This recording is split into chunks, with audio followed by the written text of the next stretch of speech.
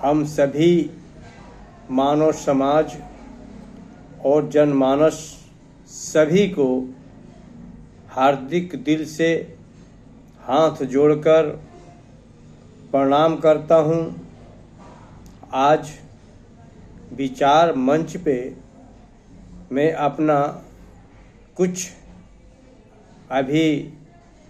स्वाभाविक प्रेजेंट में वर्तमान में जो इलाहाबाद प्रयागराज में जो अभी घटना का प्रतिक्रिया हो रहा है उस संबंध में कुछ अपना विचार आप लोगों के सामने रखने जा रहा हूँ। जिस प्रकार से आज धर्म की आलोचना हो रही है वह हम सभी मानव प्राणी के जीवन में एक जीवन जीने की अच्छी व्यवस्था, अच्छी सोच दिखाने वाला मार्ग धर्म था। उस मार्ग को भी लोग इस तरह से विचारधारा में उलझा कर अपने नीति को उजागर कर रहे हैं कि यह मार्ग भी आदमी के, मानव समाज के, जनमानस के अपनाने में अब सोचने का विषय हो गया। बड़े बड़े शंकराचार्य की उपाधि और के प्रति भी आज के डेट में कानूनी संविधान के लागू और संवैधानिक प्रतिक्रियात्मक विचारधारा से तुलना का जब धर्म से जुट जाता है तो आज सोचिए किस तरह से धर्म की आलोचना हम सभी भारतीय अपने दुनिया का सबसे संस्कार में, विचारधारा में, आदर्शता में, सद्भाव में, संबंध में और सारी धरती के जब मानव प्राणी इस धरती पे उत्पन्न हुए थे उतना पुराना इतिहास हमारे धर्म के है। जो धरती पे इस तरह की संतों महात्मा में विभिन्नता धर्म के प्रति विचारधारा उत्पन्न हो रही है। आप सोचिए कि हम सभी मानव प्राणी जब कोई गलत नीति या कार्य भूल चूक से हो जाती थी तो हम इस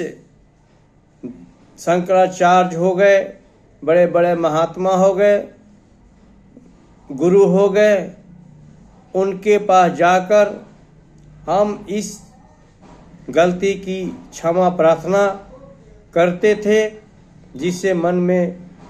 कुछ सुकून और शांति मिलती थी। आज के दौर में और जिस तरह से परिस्थिति उत्पन्न हो रही है तो क्या आप सभी मानव प्राणी के विचार में यह उत्पन्न नहीं हो रहा है कि वास्तविक में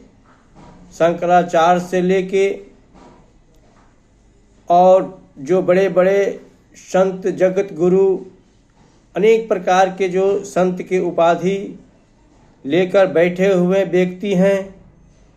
उनकी संस्कार, विचारधारा और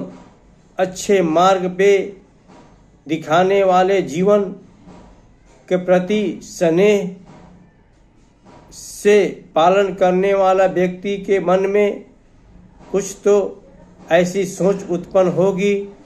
जो कि अविश्वासित विचारधारा से उनके मन में जुटेगा। तो हमरे कहने का तात्पर्य और मेरा विचार ये है कि जिससे दुनिया चलती है, जो कि कानून व्यवस्था को बनाने में भी धर्म ही योगदान देती है। अगर आपके पास धर्म और सही विचारधारा उत्पन्न ना हो तो आप कानून व्यवस्था को बनाने में भी असमर्थ रहिएगा। जिस प्रकार से आज एक ही कार्य को कोई सही ठहरा रहा है, कोई गलत ठहरा रहा है, तो कोई कह रहा है कि वो गलत हैं तो ये गलत है। आज ईश्वर की आराधना करने वाले व्यक्ति का भी कथन में विभिन्नता उत्पन्न हो रही है। यह बहुत बड़ी हमारे भारत देश के सांस्कृतिक और धार्मिक आस्था पे बहुत ही घात पहुँचने का वातावरण लोग पैदा कर रहे हैं। यह बहुत ही निंदनीय व्यवस्था है। कानून व्यवस्था हर भौगोलिक स्थिति के हिसाब से बनती है,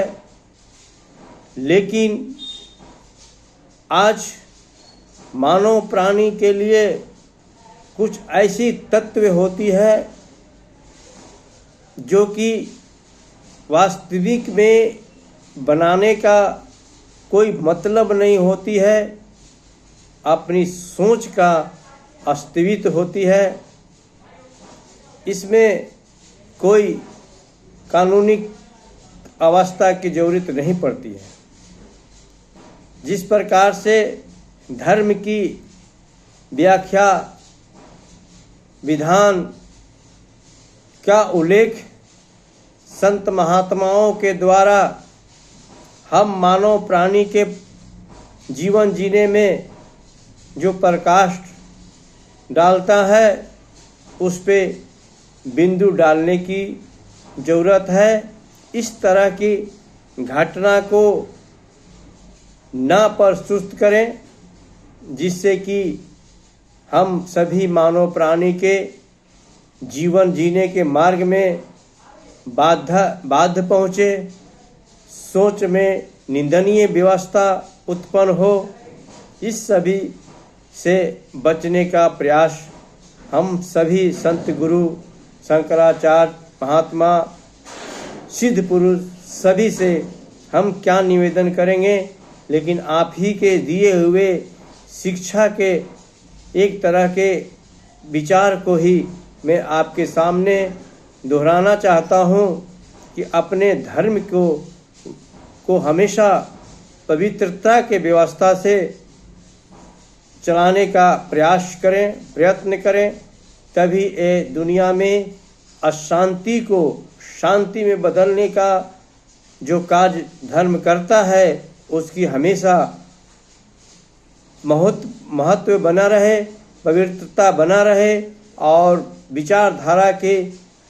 ऊंचे बिंदु का स्थान हमेशा प्राप्त रहे। मैं इसी वाणी के साथ आज का वाणी में अपना समाप्त करता हूँ और सभी शंकराचार्य से लेके जगत गुरु से लेके, और मैं तो राजनेता का नाम नहीं लूँगा, काहे कि राजनीतिक में नीति ही